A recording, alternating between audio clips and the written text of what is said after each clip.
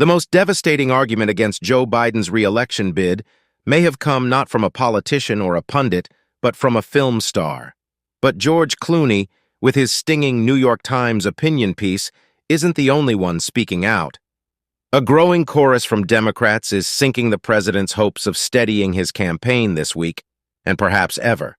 This all comes after it appeared that the president had turned a corner, with the influential Congressional Black Caucus and key liberal members of Congress just voicing their support for him. But now the ground has shifted once again, and all in the midst of a high-profile NATO summit with U.S. allies here in Washington. On Wednesday evening, Peter Welch of Vermont became the first Democratic senator to openly call on Mr. Biden to withdraw for the good of the country, as he wrote in a newspaper op-ed. The drumbeat of defections makes the stakes for Mr. Biden's press conference at the end of the NATO summit on Thursday afternoon even higher. It will be the biggest unscripted test for him since his botched debate 2 weeks prior, which triggered this crisis. Mr. Biden also has a sit-down interview scheduled with NBC News presenter Lester Holt on Monday. A fumble or misstep in the days ahead could buttress all the most damaging assertions Mr. Clooney, a top Democratic fundraiser, makes in his New York Times piece. The actor writes that the president's decline is not an illusion, it's real. He points to a Los Angeles fundraiser he threw for the president last month.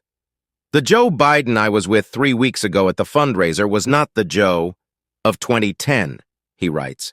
He wasn't even the Joe Biden of 2020. He was the same man we all witnessed at the debate. The president is not up to the task of beating Donald Trump in November, Clooney continues. He calls the Biden campaign's claim that he is the choice of Democratic primary voters disingenuous at best. And perhaps most devastating, he says every prominent Democrat he has spoken with knows all this, whether they're willing to publicly admit it or not. We can put our heads in the sand and pray for a miracle in November, he writes, or we can speak the truth. The Biden campaign is pushing back against the Clooney piece, noting that the president had flown across 9 time zones from the G7 summit in Italy to attend the Star's fundraiser. Campaign officials also note that the president has had serious disagreements recently with the Star and his wife, human rights lawyer Amal Clooney, about his administration's Gaza policy. The opinion piece, published 3 weeks after that Los Angeles fundraiser, could be viewed like a strike timed for maximum effect. But Clooney isn't just any movie star. He's a powerful fundraiser for Democrats and has been for years. Given that California and the Hollywood industry in particular is a key part of the party's money base, Clooney's comments present a very real threat to Mr. Biden. It also comes on the heels of expressions of dissatisfaction from other big-money Democratic donors, such as Netflix chair Reed Hastings and IAC chair Barry Diller. The actor is also plugged into party politics, with close ties to former President Barack Obama. It is difficult to imagine that he would have taken to the pages of the New York Times in such a dramatic way, with a double-barrel blast against the sitting president, without at least some tacit sign-off from prominent Democrats. And increasingly, prominent Democrats are saying things that should give Mr. Biden pause. Senator Welch's column in the Washington Post said, "We have asked President Biden to do so much for so many for so long. It has required unmatched selflessness and courage. We need him to put us first, as he has done before. I urge him to do it now." Earlier in the day, hours before the Clooney and Welch opinion pieces published, former Speaker of the House Nancy Pelosi, who still holds considerable influence within the party, stopped notably short of endorsing Mr. Biden's bid for re-election. She said the president's critics should hold their tongues until after this week's NATO summit. "Whatever you're thinking," she said, "you didn't have to put that out on the table until we see how we go this week." She added that Mr. Biden should make a decision quickly about whether to continue his campaign. When prodded that the president had already clearly said he would stay in the race, she dodged. "I want him to do whatever he decides to do," Mrs. Pelosi said. And later in the day, Virginia Senator Tim Kaine, Hillary Clinton's vice presidential running mate in 2016, offered similar lines about how the president will do the patriotic thing for the country and make that decision. Congresswoman Pramila Jayapal of Washington, chair of the Congressional Progressive Caucus, put it even more bluntly, "I'm fully behind him as our nominee until he's not our nominee."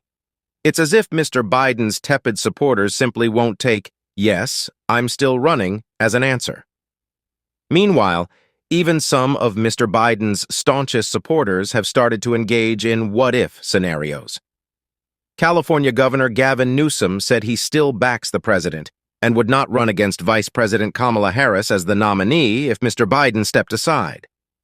Senate Democrats are meeting Biden campaign officials on Thursday to discuss the future of the campaign, and House Minority Leader Hakeem Jeffries said he would speak to the president directly about Democratic concerns by Friday. Wheels are turning, but it's unclear whether they are grinding toward a resolution or spinning in place. If Mr. Biden were to bow out, it's still unclear what happens next. Some have suggested that Ms. Harris, as the president's running mate, is next in line. The solution, according to Clooney, is for Democrats to regroup and pick a new nominee, although he is vague about how the process could unfold. And his suggestion that because of the shortened campaign season, whoever the party chooses would be able to avoid opposition research and negative campaigning, either from fellow Democrats or Republicans, seems naive in the extreme. While the mood in Washington has taken a new turn against the president in the past 24 hours, the mathematics of his situation has not changed.